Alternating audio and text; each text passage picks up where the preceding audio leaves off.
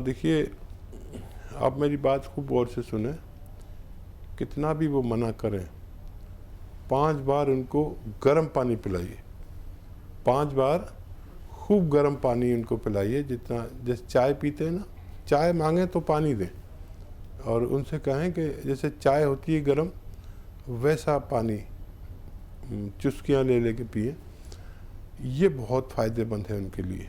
और एक दवा आती है माजून आर केयर, 5-7 महीने लगातार खिलाएं। सुबह निहार मुँह यानी खाली पेट, और रात को सोते समय।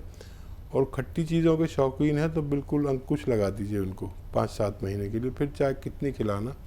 अगर ये और वो दवा भी लेते हैं ना, जो लेते हैं, धीरे धीरे वो कम होगी, धीरे धीरे उनको फ़ायदा होगा। 5-6 महीने का संयम रखने वाला इंसान चाहिए।